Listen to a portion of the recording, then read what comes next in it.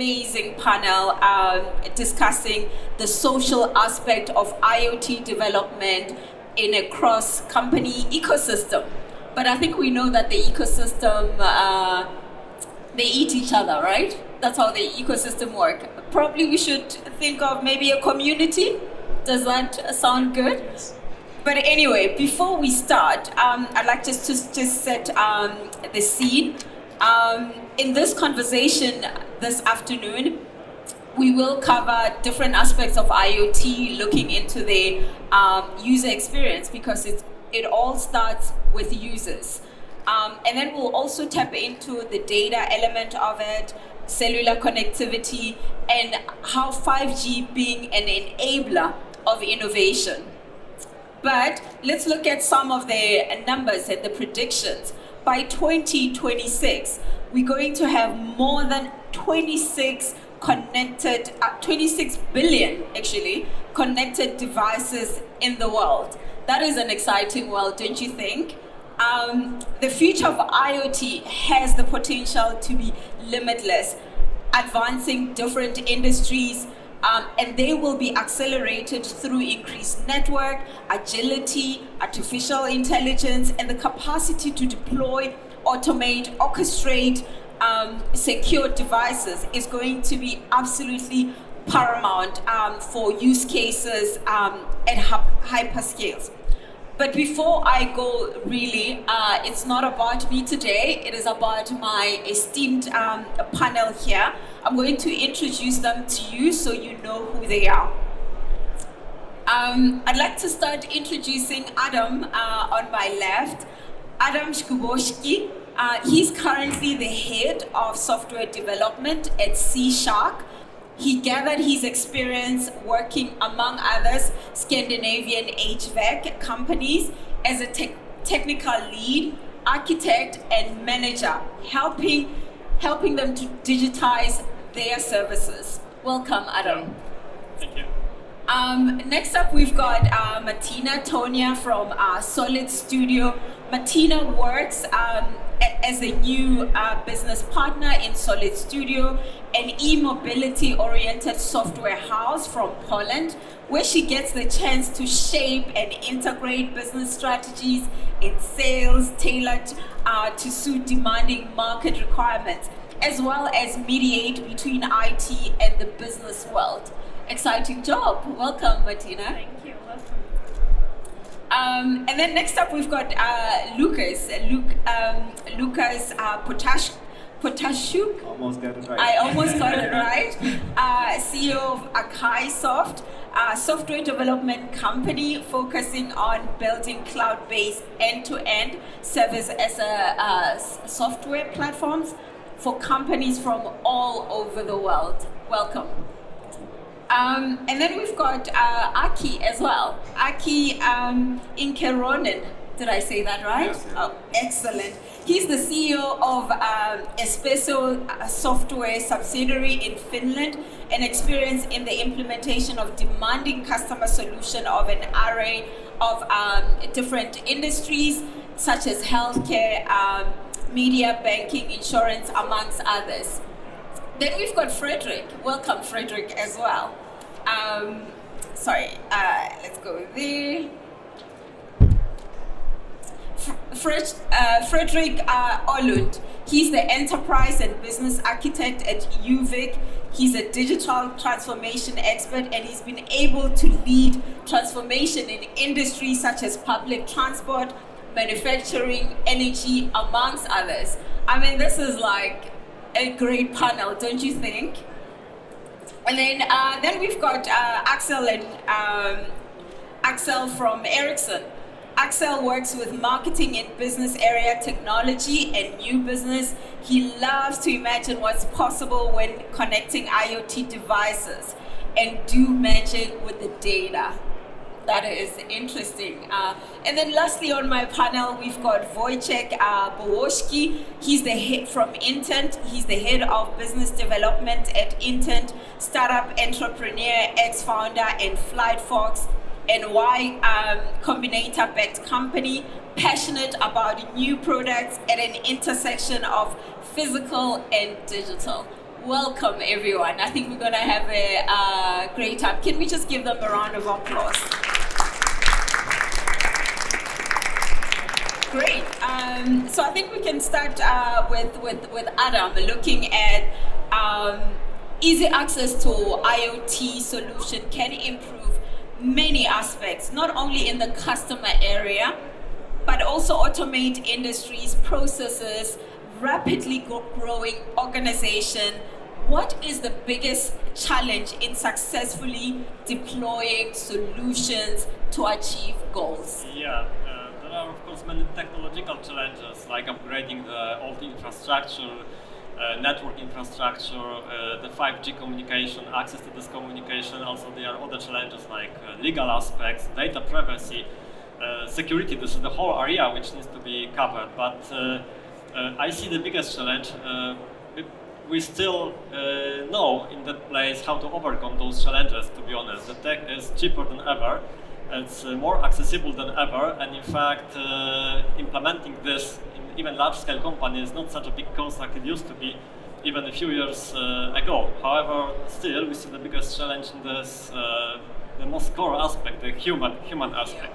Yeah. Let's imagine then when deploying the IoT transformation, we gather a lot of data, we gather a lot of new things, we introduce automation, we introduce new processes into the company, new workflows which weren't possible before. And all those things changing the most basic, the most core aspect, the human habits. And let's say overcoming these human habits is the biggest challenge right now. So imagine, for example, the worker on the production line, which used to work, I don't know, for 10 or 15 years, and he was good at it. And now in the company, in the industrial company, we have IoT transformation, we have a lot of data, we have monitoring, we have AI, ML algorithm, which tell, right, hey guy, you are not working efficiently anymore because our data shows that you should do it another way. And he says, all right, so what gonna do? So this is the thing to overcome, and basically the education, trainings, carefully introducing changes is the key aspect, let's say, of introducing the IoT transformation in the company. And of course the user-centric, people-centric design, the user experience. This is not a tool which is used by engineers and designed for engineers. This is a tool, and it must be a tool, it must be a tool used by people, and this is something which we should mainly focus about. I like that, tool for the people. It's exactly. Used by the people. Absolutely. Thank you. Martina, how does IoT shrink the world and open up our minds for the new solutions? Yes, maybe I can refer to the Adam's answer as well, because as we think, IoT, Internet of Things, right? The things are developed by people, that are created for people. Usually things are created because we have some needs, we have some wants, we want to solve the problem. And we have to understand that behind everything there is a human being in need. And we have to also take into consideration that IoT allows us to share our need with the world and collect all the details, all the data, but also we need to manage them in a very smart and precise way. We have to be careful, especially now today when we produce a lot of data. So we need to take into consideration this part. Also, when I think about shrinking the world, it's like, for example, by remote working that we experienced past 2 years, right? From the very beginning, we thought that maybe at the beginning it would be something problematic, that we need to get used to it. Yeah. We needed to adjust our environment. We needed to adjust our way of approaching our customers. We needed to adjust the way of the whole communication in our company. But in the end, like, we saw the potential that the new gates are becoming open for us in terms of business, in terms of communication. So many markets saw the potential that they want to cooperate with other markets that previously were closed. So in this kind of acting, we see the potential of working globally, but also acting locally. So this global word has a new meaning, right? Also, when, for example, when it comes to in our company, we have this example that looking at the market, we had the previous experience that some of the products that we are creating right now were approached by people in a SaaS condition, like SaaS way of financing. But then we were starting conversations with the clients. They told us that maybe there are some other ways, and now we found out, why not to try to, find some other ways of financing the products. So we do it in a SaaS way, we do it in a license way. We want to be as much flexible to our clients, as much open-minded to our clients as we can. And this is, I think, the most beautiful thing about business nowadays. Yeah, I like some of the points that you've mentioned, that this has allowed you to shift even the business models. And Exactly. I like that point about acting globally but thinking locally. That's a very good point. But moving to Lucas, looking at your experience, working with wearables, micro-location and other high-end solutions, do you think that one company can do it all model is applicable to IoT development? Well, it's a great question, and I will allow myself to answer this by providing examples from the real world. At Acaisoft, we work with multiple different companies from multiple different branches, from small startups to top 10 Fortune 500 companies. And on the one end of the spectrum, there are projects and that we are involved with building robotical surgical devices for the major healthcare providers that change the world in a way that the surgeries are performed or all their medical procedures are performed. You'll be really surprised how much detail and how much data there is passed on during what may seem very easy medical procedures such as colonoscopy. There is so much data that is being sent to the cloud. The data is spread on to the different other parts of the systems. Then there is a machine learning processes, and then at the end, the person who is performing the surgery or the medical procedure gets the information from the system that hey, there is a chance of a cancer, or there is a bleeding, or there is some polyps inside of the testicles of the person. That's one side of the spectrum of the projects where the complexity of the solution is just enormous, and there is no way that a company can solve all of those tiny issues by themselves. There's an expertise that is required from hardware, from software, from firmware, testing, DevOps, cloud, and even legals, not even mentioning the medical expertise behind that. So in those kind of projects, it's not possible, it's not feasible, and I wouldn't do it. But then there is also another side of the spectrum. Those are startups, and those are the people that want to change the world. And I would feel not giving enough space for those startups by just saying that it's not possible, because those are the companies that actually want to change the world. They have a limited funding, they have limited resources, and they have to do it themselves. One of the examples of those projects is as a company that wanted to optimize the cost of using heating and air conditioning within their offices, and so they didn't have resources to suddenly get involved in spawn a project that will involve 20 different companies. They had to do it themselves.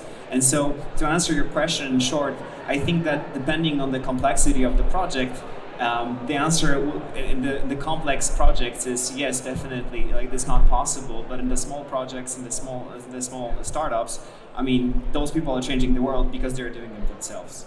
So true. You touched on a very important point, especially when it comes to the startups. We know that they've got 3 challenges mainly. One of them is access to market and funding as well, and just getting the solution being recognized as well. Exactly. And they want to enter the market, and they had to do it with limited resources. Yeah. Very, very good. I'll move over to Aki. Aki, new technology like 5G networks make it possible to collect more IoT data than ever. How do we minimize the data overload? I don't have a mic on. Can we switch on Aki, please? Thank you. 1, 2, 3. It works. Okay. I'm referring to this previous because I mean these comments have been quite good. I will tell a real life example. So it's quite complicated if you have a huge amount of data, and 4G is going to make it much more difficult. So we had one case with mine machinery. So we had one company that is automating this mine machinery data collection from those ones. So there are a lot of different kind of mines, very automatic and very manual, but they are using a lot of mine machinery. And in some of those places, there is a lot of Wi-Fi connection, data is collected in the mine, there is maps and that kind of stuff. But in some other places, South America, Africa, there is only mine, and when you come up, there is possibility to have this data transferred out. So the task was to make a data gateway that collects data from the mine machinery using CAN bus, Bluetooth, Wi-Fi, and so on. But it was point of this human interface. That was the problem. So we decided the best way is doing this gateway so that it's built into Android phone, because then the user can take it with, switch it into this machine and take it with and go to the office and then transfer the data. So it depends totally on in which mine it is. In some mines it's possible to collect the data and transfer it into the Wi-Fi network, and it's mapped and everything is collected in real life. And in other place it's done so that the user is taking it away and going to the office and doing that. So when we have a huge amount of data, it happens so that this processing has to be happened in this gateway machine, whatever it is. So you discard 99% of the data and you have only this 1% that is important. And then you transfer, in this case you transfer with this driver. And it's very simple user interface for the driver. He gets the information. If something critical is wrong, he can see it in simple terms, and then he switches it on and transfer it to network. Those kind of things are critical. You can do whatever you want, but the user interface is the one that defines how it works. Yeah, I think you are absolutely spot on, and you've mentioned, I think across there's been a common theme, which is data and the complexities. And as I've opened up with 26 billion devices that will be connected, so you're already touching on that. Frederick, I'm going to move over to you. Initially, tech was challenging, but now product design and user experience. What is the best approach when facing the customers? All right, I will refer to my experience of public transport. And here in Stockholm, the PTA, the Public Transport Authority, SL, they changed the operating model, enabling the operators to take much more responsibility and create new services. That was a number of years ago. And I think that unleashed the possibility to really nice product design and enhance the experience. The vision for public transport, that is quite clear. Mobility as a service, the seamless customer journey from door to door. But what I've seen is lacking is that there is no strategic architecture for the whole city. So it means when the tenders comes out, well, they are what they are, and you can do what you can do as an operator. So what needs to happen is to take the next level on the vision for example, for public transport for the whole city. And the standards are extremely important, so that's on national level. For example, a payment standard, so that you, no matter which operators you go with, you pay for what you use. So there are a number of standards, and this needs to go into the public transport authorities, and the community needs to come up with the next generation of architecture and towards the vision, because it's all in public transport. Everything goes by public tender, so it has to happen before the tenders comes out. And I think that is, I don't have the answer how the city of Stockholm should organize and the regions, but it needs to happen in order to unleash all these possibilities that we know that these excellent tech companies can provide the solutions. And that's where the community comes in, and Axel is The going to touch. community is extremely important to support, because at each public transport authority, the strategic unit is perhaps 3 or 4 guys. Yeah. They need support in with the community and the partner network to create that next level that takes us towards the vision. Yeah. Yeah. Very good. And then you can, all the good software companies can help the operators to design these customer journeys and the products and the apps. Yeah. Use the data and all the new possibilities coming with 5G that will enhance the experience. Yeah. It's amazing that we've moved from wearables to mining to transport. I'm going to move over to you, Wojciech. At Intent, you focus exclusively on what you define as an intersection of physical and digital.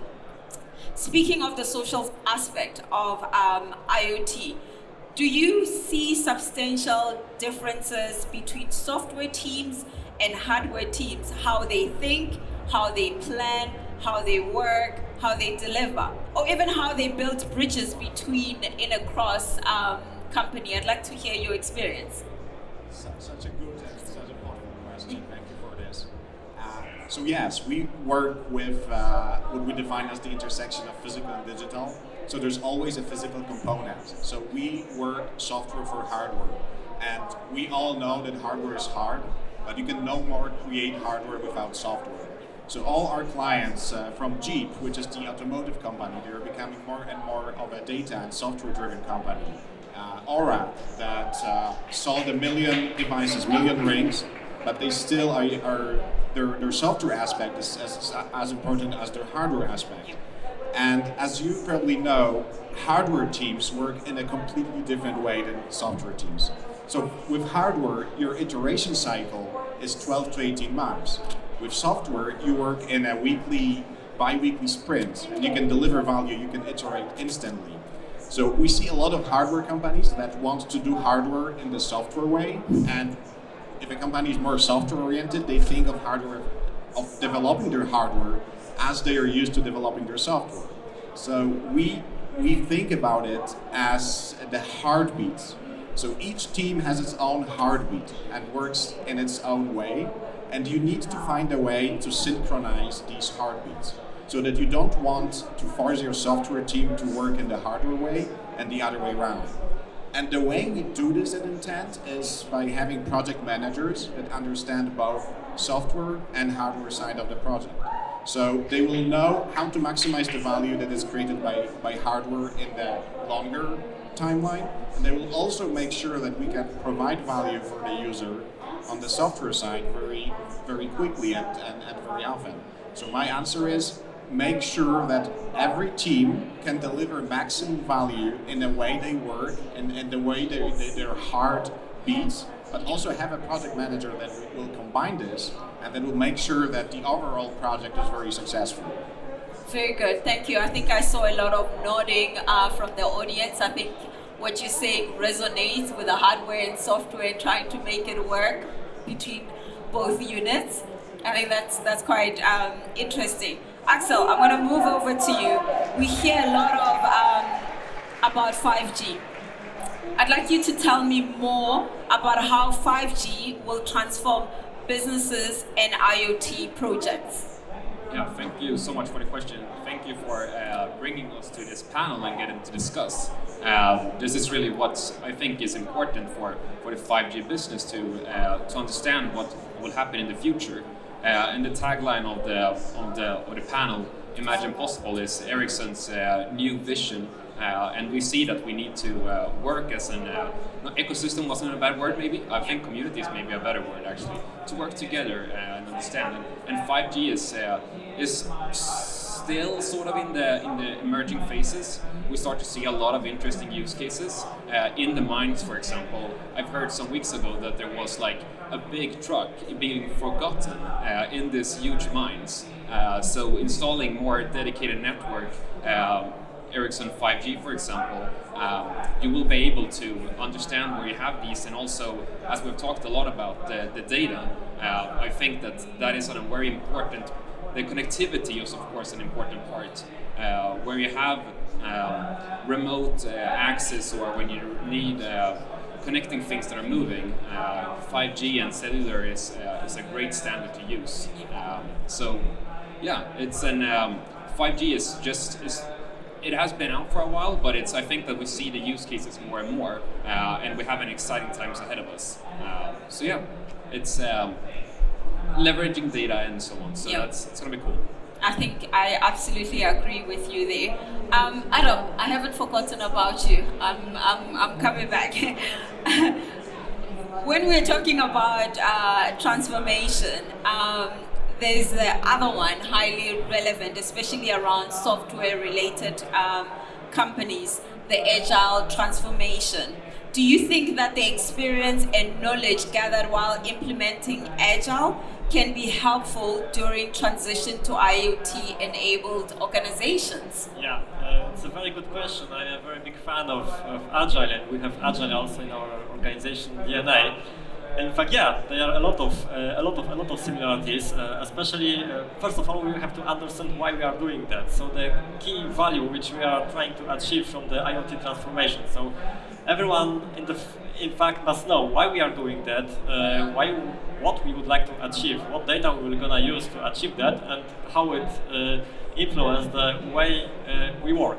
And this is in fact the transparency part. So, and I'm not talking only on the high-level management of the project management, or the leaders in the organization, but every worker and every employee, in fact, must understand what the IoT transformation will look like, what will be the impact on the daily basis work. Yeah. So this is the first part, and when it comes to inspection part, we have to gather as much feedback as possible. And currently, we have a lot of ways to gather this feedback. First of all, together with all the data which comes from the IoT devices, we have a lot of data to analyze it. So first of all, of course, we will analyze the data to improve the processes, but we should also analyze the data to know how people work with our software and improve the software based on that.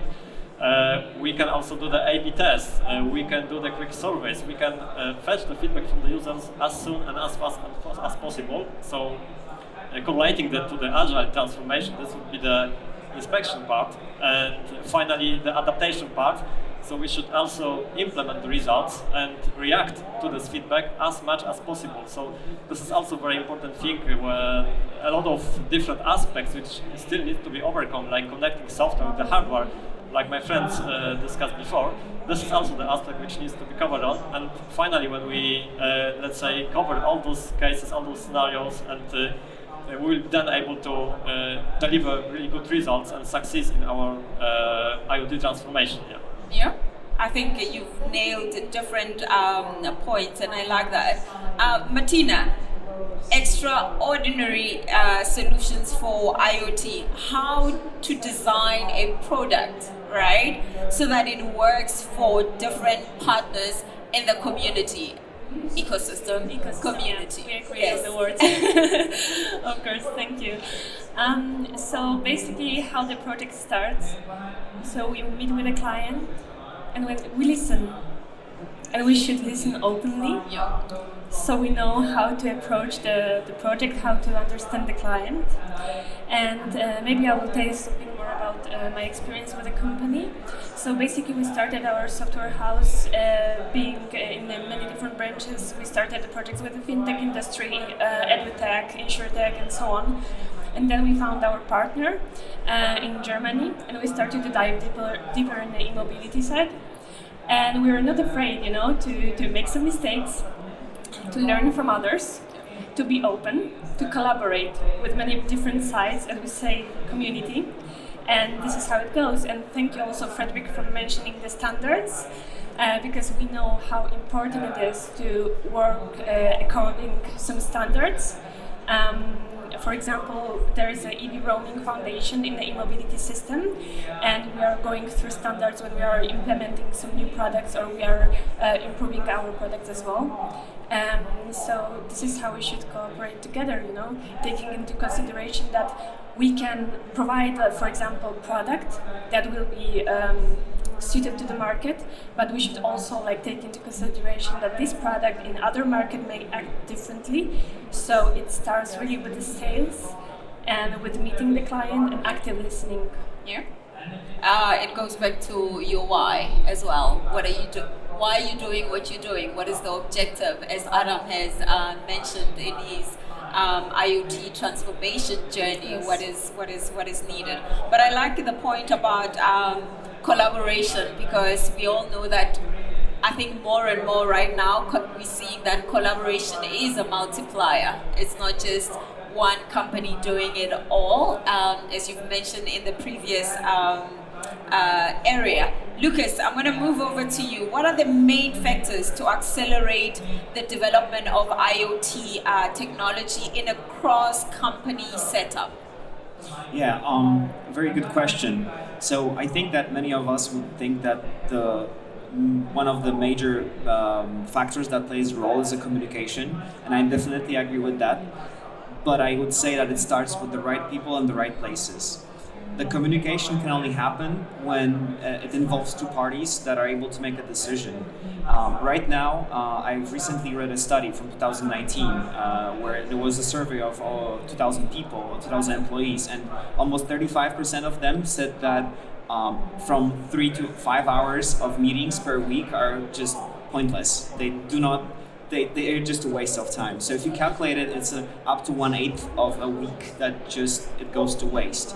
And if you put the right people in the right places, then you get the work done much quicker. It improves your communication because the communications can start. It improves your time to market because you don't waste the time. You are first in the market, you can make more business, and then you have more money to put in your R&D and then develop more products. Yeah. No, I think you are.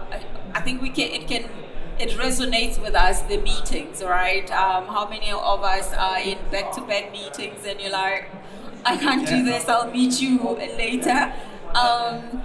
Frederick, how does the most successful companies organize their business models, their business roles, business owners, product managers, and product owners? How do they organize that?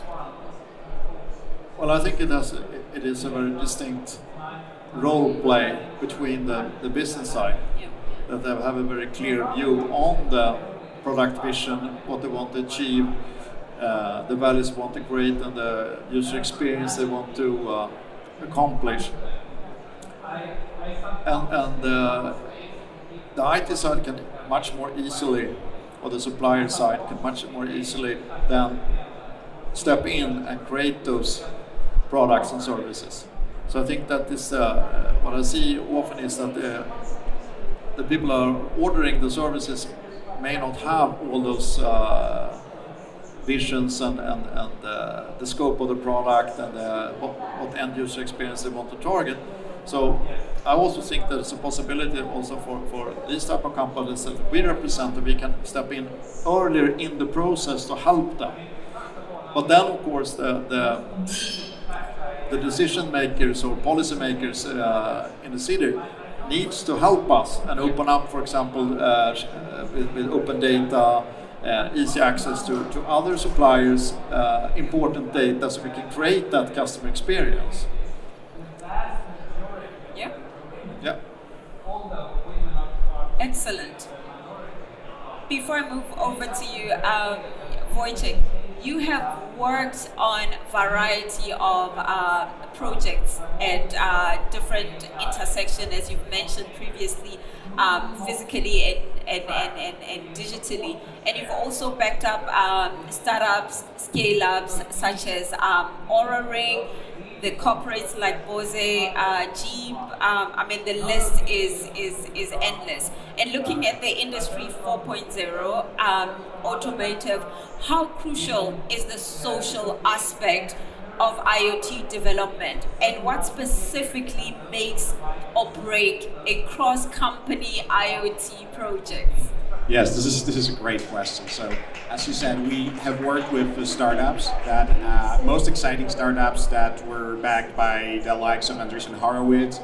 We also worked with these huge enterprise corporations that are 10,000, 15,000 people.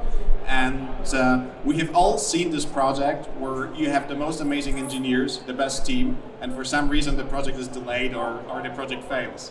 So what we see is that the differentiator is culture and communication.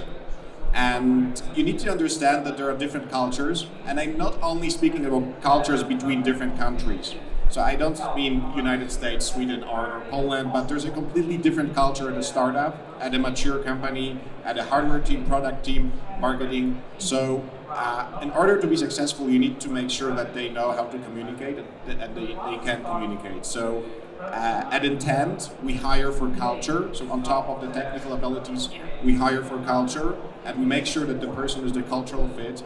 And by a cultural fit, I mean that they are a communicator, that they take ownership of the entire project, and I think most importantly that they understand the business objective of the entire project, not only of their work. So we like to say that ownership is a ship with a captain, and we hire captains at Intent.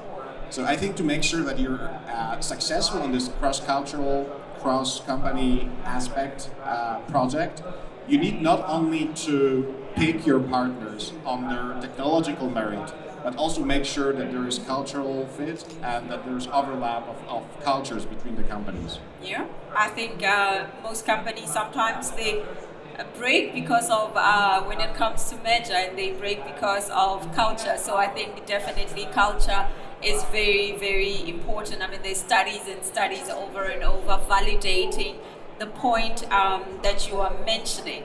Axel, I want to move over to you. Where does Ericsson fit in the IoT development community? Yeah, thank you so much for the question.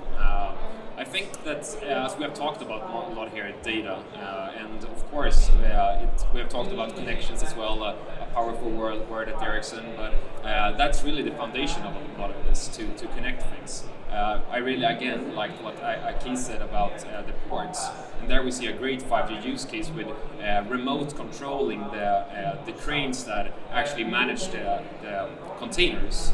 There's a lot of different cameras and there's a lot of different angles, and there's so much data that being sent. So to do that remotely, you need that high speed and that 5G and low latency. But I also like to point out again what Martina talked about this, that we need to listen, and I think that Ericsson has a lot to learn here. We need to be more open to the community again. And connectivity is somewhere in the foundation of all IoT projects. So we need to be out there and listen and also understand what our customer needs. But again, connectivity is a very important part in the ecosystem, and there Ericsson, of course, play an important role. And we are more and more open to play in this field and listen. And I know that, I remember this great quote from Steve Ballmer, when he is saying developers, developers, developers. I think that Ericsson is starting to catch up on that and really to understand that the next thing we need to co-create here. The next use case is really there. So it's great being in this panel and having more of this discussion. And that is really what I look forward to even more. Yeah, I think you have literally nailed it. Before I move over to my last question, and then we wrap up, I'd like to get your thoughts around data. We spoke about data a lot. I don't know who wants to take that. How do we keep devices secure? And even when we're designing these solutions, we know that data is one critical element. We're managing a vast amount of data when it comes to complexities of data. How do we deal with that? What are your thoughts? Anyone can take this. I would say one keyword: automation. Automation, gathering information live, and also gathering the knowledge from the data from the target elements. So AI, ML, algorithm, monitoring live, and automation of the stuff which will make all those devices secure. So this is the keyword I would say. From my point of view, I would say that security will be always an issue because no matter how high the wall you will build around your castle, somebody will try to climb it, right? So it will be always the case that we'll have to think about the most secure solutions given that the time frame that we build the product, and then we'll just have to revisit it every once a year, or whatever the time period we decide to do so, because it needs to be updated, it needs to be refreshed, it needs to be a part of our product development system in order to impose the latest security practices. So security by design from the beginning. Yeah, of course. Absolutely, great. So we're just gonna wrap up now. I'd like us to look into our crystal ball when it comes to IoT in the future. What would you like to leave the audience that are here with? What are your thoughts on the future of IoT? I can start with you, Axel, and then we move over to Wojciech. I'd like to get your thoughts. What do you think?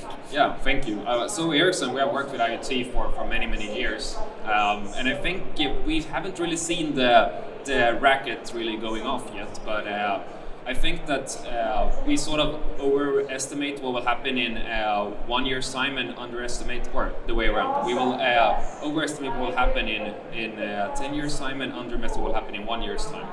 Or was it the way around? Anyway, I see that, think that IoT devices are hopefully soon getting out there, and it's like the costs are getting down, we're getting it more and more into the development. So I think that everything will be connected. If that's bulbs, if that's street lights, if that is e-scooters, whatever, it will be connected and to gather all this data to do all the automation. So, and then we will just improve. With data, we are able to improve all the devices as well. So I can't even imagine what will happen. But we're now starting to see the self-driving cars. In 10 years' time, that must have become a feasible solution, and we will see them out the street. They are now starting to drive in San Francisco and cities and they have been driving here in Kista as well. But hopefully soon we will see them all around. So that will be a super cool thing, the self-driving car being widely available. Yeah, that's good. So everything that will be connected, that can be connected, will be connected. Is that the story here? Yeah. Very good. Wojciech, do you want to, before maybe I move over to you, Wojciech, do you want to say something, Aki? Okay. Okay, I'll be brief. So No, take your time. Tell us your crystal ball. What do you see? I wish I had a crystal ball, but I can observe what's going on. And what you said, the software has already eaten the world, and all the bits are connected, and now we're connecting atoms. So every physical object, every space will be interconnected. And as software changed the world so much, it also was a paradigm shift for a lot of companies.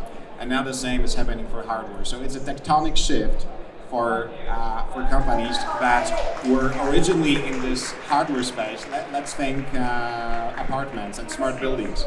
So originally you were in the living space. Now you are in the health space, in the well-being space. So you compete with Apple, you compete with Amazon, you compete with WeWork, Airbnb, and all the companies. So this thing will have a tremendous change in how businesses operate. And I think traditional businesses need to focus more not on the product, but on the value and on the problem they are solving for their users. Because there are other companies that will be tackling the same problem outside of their industry, because we're all connected. So I think this is what's going to happen.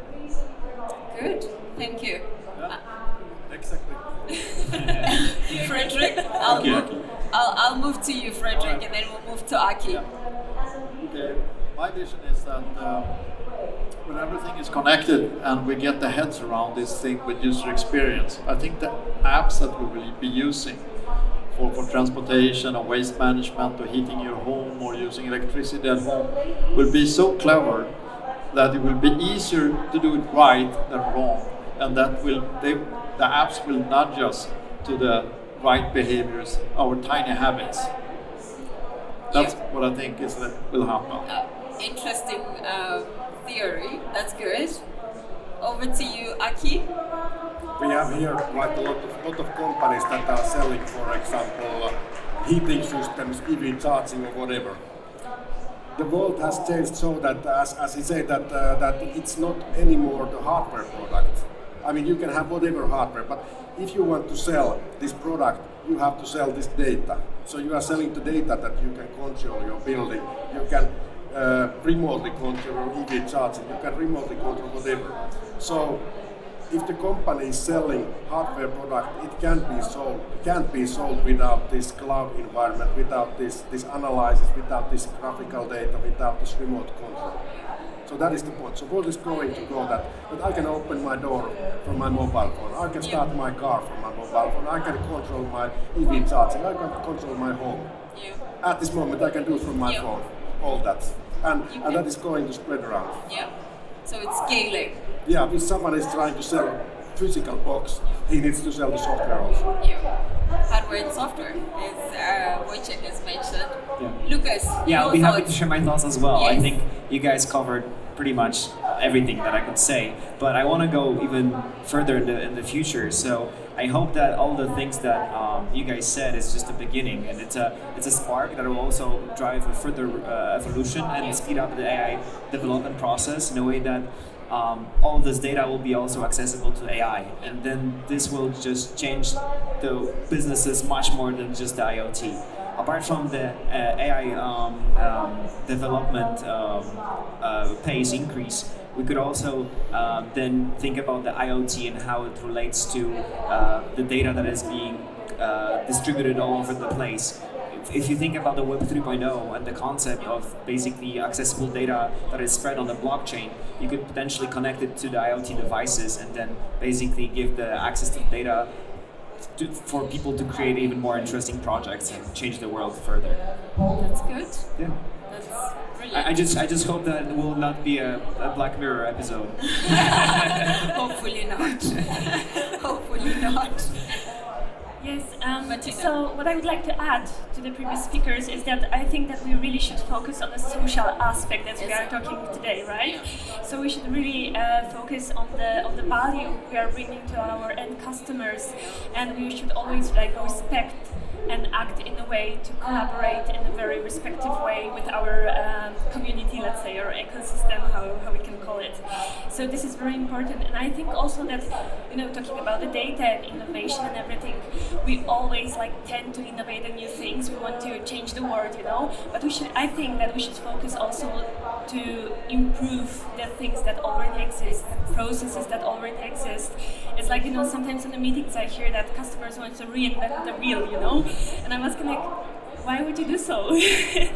And then, I think about the companies like Michelin, Pirelli, Bridgestone, they're reinventing the wheel all the time, and they're doing wrong work, they're just making it better and better. And we can also focus on this to make our previous processes better, right? And to collaborate better within our environment. Thank you. Maybe I'll be a bit simpler. Adding to all the great things which all of you already said, I would like to summarize it shorter. Just imagine possible. I would imagine that in the future, if I buy a smart lamp, and I put it in my house, it will just work. I will say, let's dim it, change the color, turn on, turn off, and it will just work. And then I want to think about which ecosystem it uses. Is it Apple, Android, whatever, or what else? It will just work. And this is so simple thing and so hard to achieve. And I think we should also direct all our work to achieve that in the hopefully nearest future. It's been an honor from my side, really moderating this panel. I hope you enjoyed this session this afternoon, and you've learned a lot. Thank you for availing yourselves and really sharing your insights from different industries, and also the audience. Thank you so much for being a stellar audience. Can we give them a round of applause, please? Thank you.